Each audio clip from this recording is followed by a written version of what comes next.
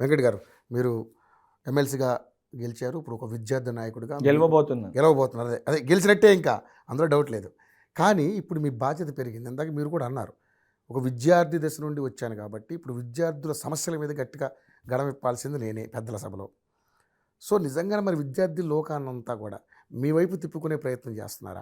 వాళ్ళందరూ మీకు సపోర్ట్ చేసే అవకాశం ఉందా? ఎందుకంటే బీజేపీకి విద్యార్థి బలం ఎక్కువ ఉందని చెప్పేసి వాళ్ళు బాగా ప్రచారం చేసుకుంటున్న పరిస్థితి.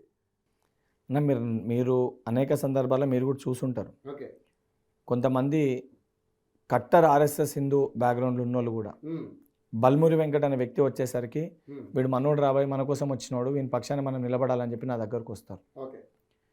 వాళ్ళని నేను తప్పు పడతలేను, సరే వాళ్ళని ప్రొజెక్ట్ చేసిన వాళ్ళు, వాళ్ళు పెరిగిన సర్కమ్స్టాన్సెస్ ప్రకారం వాళ్ళు ఆ పార్టీని నమ్మిండ్రు. సో వాళ్ళని ఒప్పించి మెప్పించి సమస్యలు పరిష్కరించినప్పుడు ఎవరో ఒక ప్రతినిధి కావాలి వారు కాంగ్రెస్ పార్టీ వైపు మళ్ళాలంటే. ఆ ప్రతినిధి నేనైతున్నా.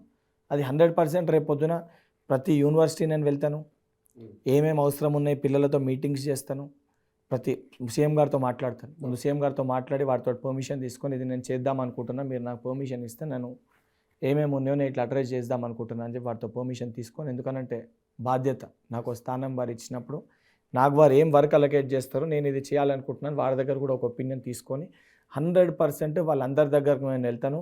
వీళ్ళు అధికారంలోకి వచ్చినాక యూనివర్సిటీలకు పోవాలంటే వీళ్ళు భయపడ్డారు. కానీ బల్మూరి వెంకట్ అదే Osmania university, Kakatiya university, Telangana, Mahatma Gandhi, Satavahana, Palamuru, Acharya NG Ranga university, Ambedkar open university, ఇవన్నీ యూనివర్సిటీలకి బల్మూరి వెంకట్ పోతాడు, వాడు సమస్యలు తెలుసుకుంటాడు, ఒక నివేదిక తయారు చేస్తాడు, నేరుగా డైరెక్ట్ పోయి ముఖ్యమంత్రి గారి దృష్టికి ఇస్తారు.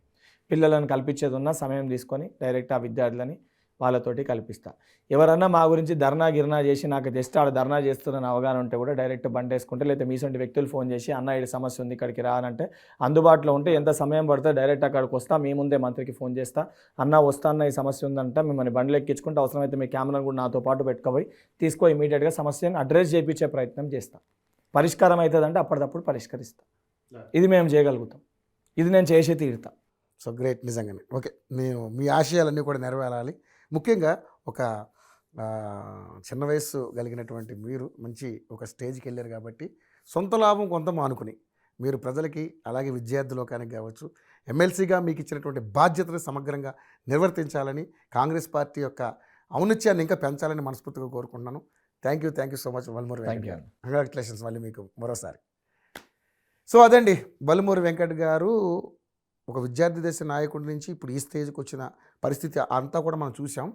ఇప్పుడైనా ఓపెన్గా మన కెమెరా ముందు సవాల్ చేసి మరి చెప్తా ఉన్నారు, ఏ విద్యార్థికి అన్యాయం జరిగినా దాన్ని అడ్రస్ చేసే ప్రయత్నం కంపల్సరీ బల్మూరి వెంకట్ చేస్తాడు. అది సీఎం గారి దృష్టికి తీసుకెళ్ళి న్యాయం జరిగే ప్రయత్నం అయితే 100% చేస్తారు అని చెప్పేసి ఆశాభావం వ్యక్తం చేస్తారు. చూద్దాం, ఎందుకంటే విద్యార్థులంతా కూడా ఆయన తెలియని వ్యక్తి ఎవరు లేరు. మరి ఆయన ఏ విధంగా ఆయన కార్యాచరణ ముందుకు తీసుకెళ్తారో చూద్దాం. ఆయనకి విజయం చేకూర్చాలని మనం కూడా కోరుకుందాం.